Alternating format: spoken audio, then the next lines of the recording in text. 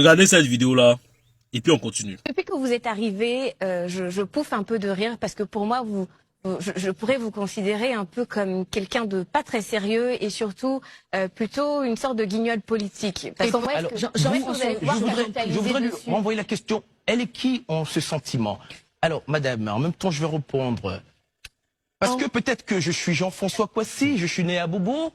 Peut-être que c'est pour cela que ma parole n'a pas assez de valeur. J'aurais été le fils de Jean-Luc Billon. Peut-être que j'aurais été moins risible. J'aurais été le fils de monsieur Alassane Ouattara. Vous voyez, ça, c'est le résultat de réseautage, là. Réseautage qu'on prend pour faire pour placer les filles, là. C'est le résultat qui est là. Vous n'êtes pas intelligente, on vous soulève pour vous placer, puis les gens vont vous regarder. On passe notre temps à critiquer les gens qui ne font que apporter de la médiocrité dans ce pays-là. Déjà, vous-même qui présentez les émissions, mais vous êtes plus médiocre que ceux qui sont pas là à l'école. Prendre un invité comme ça, c'est normal. Toi, tu es qui pour pouvoir lui parler de cette manière? Quelle est la place que tu occupes dans cette société? Quel est le rôle? Tu as déjà joué quel rôle? Tu as apporté quoi de nouveau dans cette société? Et puis toi, tu vas te plaindre de venir parler de cette manière. On peut se respecter. On peut se respecter.